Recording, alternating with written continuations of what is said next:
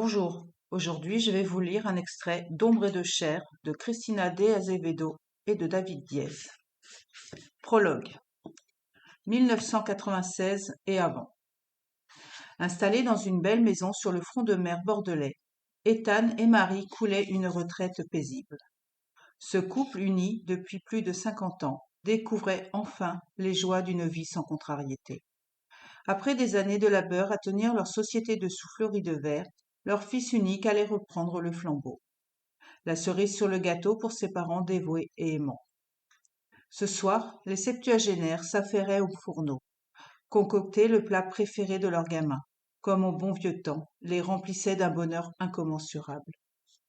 Depuis son envol, ces visites se limitaient à 2 par mois, trop peu à leur goût, vu leur âge.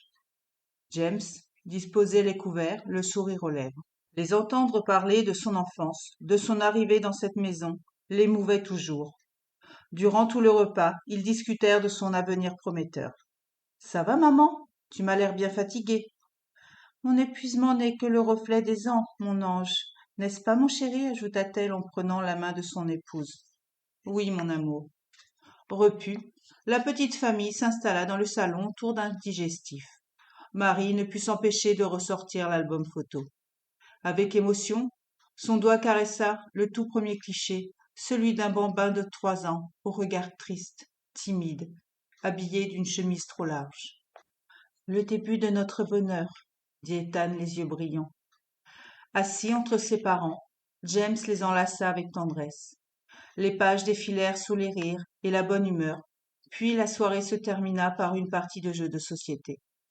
Rien de mieux que de se replonger dans de vieilles habitudes, plaisantes et divertissantes. Vers 23 heures, Ethan raccompagna James alors que son épouse, épuisée, montait se coucher. En refermant la porte, il se laissa envahir par une sensation de bien-être et inspira profondément, les larmes au bord des yeux. Non pas causées par la peine, mais par la fierté d'avoir un fils aussi dévoué. Avant de rejoindre sa bien-aimée, il se dirigea en cuisine, enfila un tablier afin de laver et ranger la vaisselle.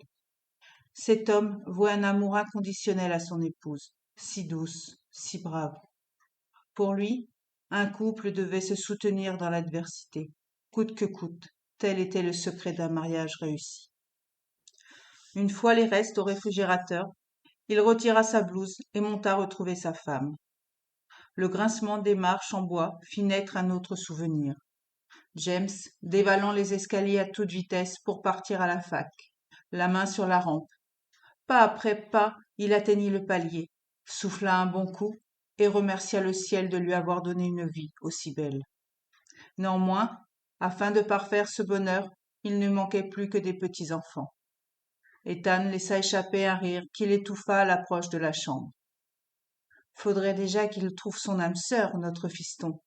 Comme j'aurais aimé voir de nouvelles têtes courir et sauter dans la maison. Enfin, ne soyons pas ingrats. Béni soit le ciel pour toutes ces années de joie.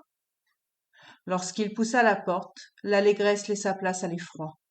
La main sur la poignée, le corps tremblant, Ethan regardait sa tendre épouse étendue sur le lit, pieds et poings liés au barreau, un bâillon sur la bouche. Seigneur Marie! Il se précipita à son secours, aussi vite que ses jambes le lui permirent, mais un coup porté sur son crâne le stoppa net dans son élan et l'homme s'effondra sur la moquette. Combien de minutes ou d'heures s'écoulèrent avant son réveil? Difficile de le préciser. La douleur lancinante à l'arrière de sa tête le ranima. Malgré sa vue floutée, il comprit en sentant ses mains attachées au-dessus de lui qu'il se trouvait également prisonnier. Se débattre, se tordre ne faisait qu'empirer la situation. Les colliers de serrage lui blessaient les poignets et les chevilles. Dans un ultime effort, ses cris sourds inondèrent la pièce, puis son visage se tourna vers son épouse. Les yeux écarquillés, sa poitrine se souleva, traumatisée par sa vision. Sa tendre moitié, vêtue de son beau déshabillé blanc, gisait près de lui, un couteau planté entre les seins. Du sang s'écoulait de sa bouche ouverte, et ses prunelles recouvertes d'un voile opaque signaient sa triste fin.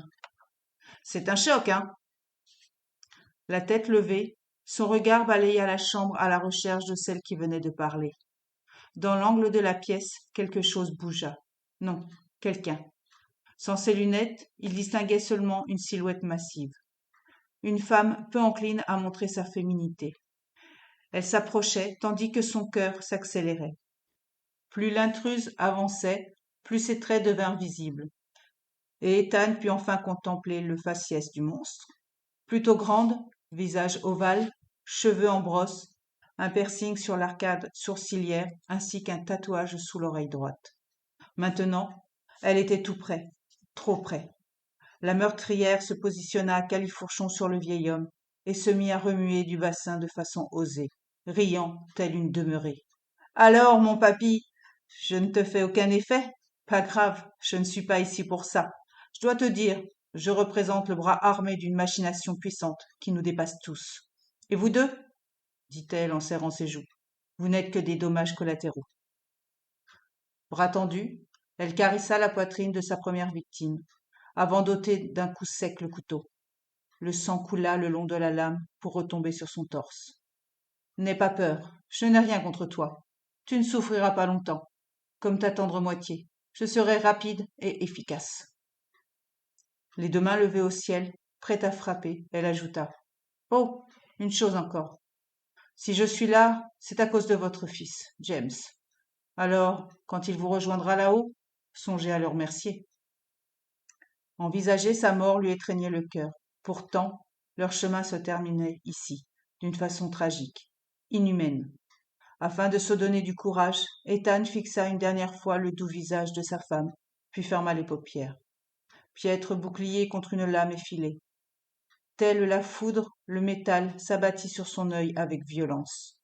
Le bourreau s'acharna, encore et encore, jusqu'à ce qu'il ne reste plus rien de ses traits. Un rictus sur les lèvres, sa langue lécha le sang sur l'arme, puis elle quitta les lieux.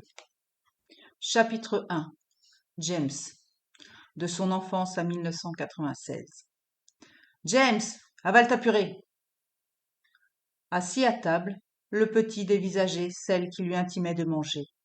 Les cheveux blonds bien lisses, ainsi qu'une bouche pleine de rouge à lèvres et un regard glacial. Face à son insistance, l'enfant poussa son assiette devant lui en secouant la tête, puis baissa les yeux vers le sol.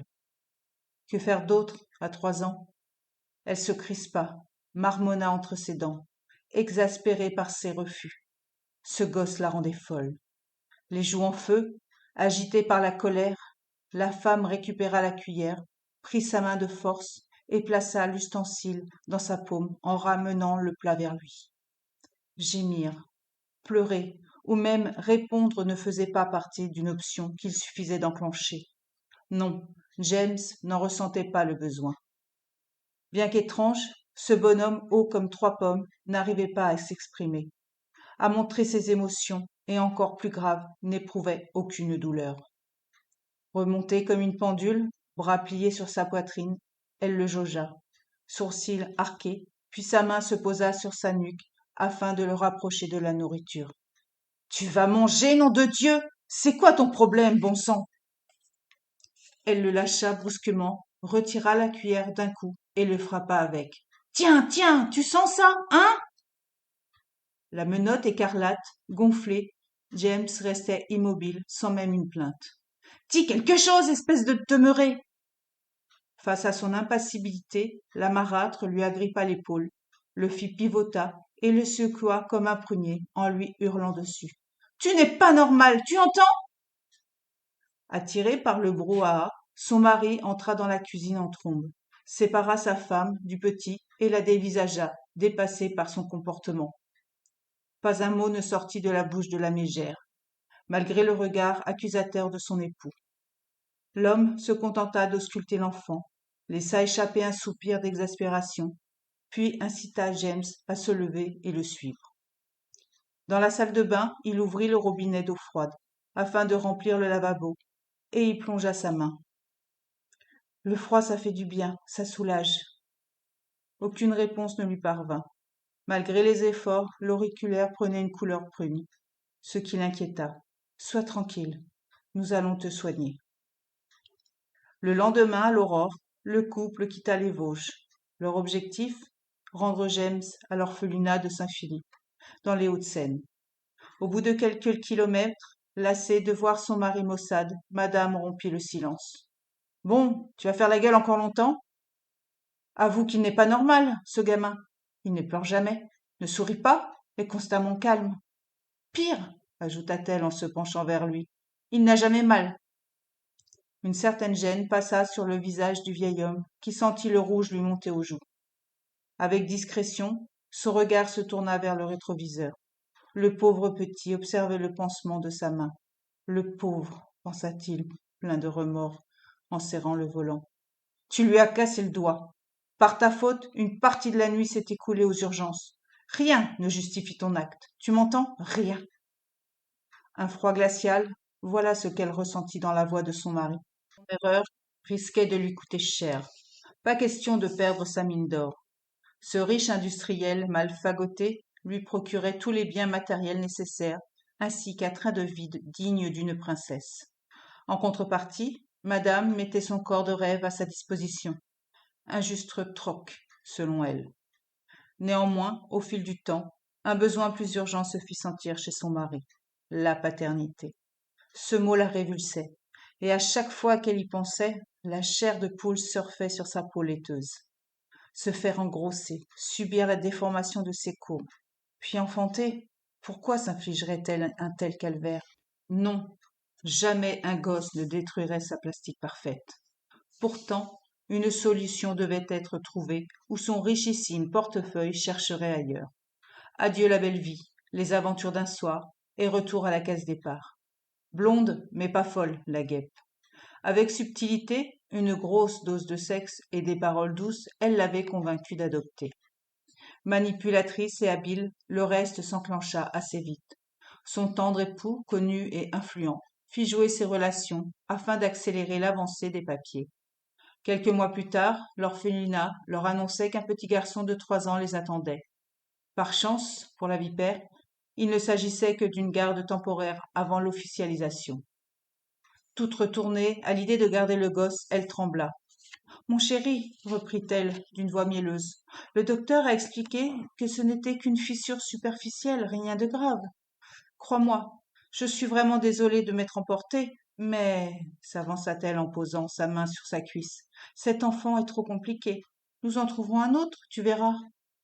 Ouais, le jouet est cassé, alors on le ramène à l'usine, c'est ça? Oups, monsieur s'était soudain découvert une conscience.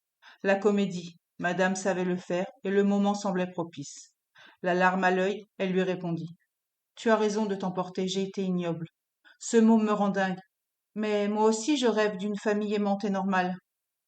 Touché par ces paroles, il lui sourit. Sur la banquette arrière, le visage de James restait sans expression. Ni joie, ni douleur, ni colère ne l'affectaient. Était-il un monstre pour autant? Non, bien au contraire. La peine, il la ressentait dans son cœur. Elle le blessait, mais les mots ne sortaient pas. 2 fois déjà que des parents le rejetaient pour ce qu'il était, un garçon compliqué.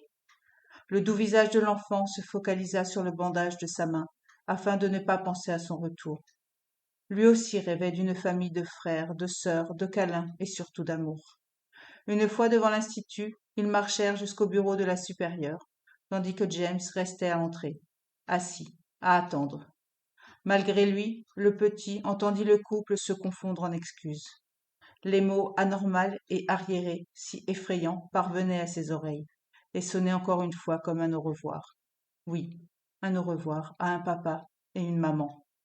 Au fond de lui, l'envie de pleurer naquit, mais les larmes ne montaient pas. Il aurait tant aimé crier et leur dire à tous combien son chagrin pesait dans son cœur. Voilà pour la suite, il faut vous procurer le livre. À bientôt.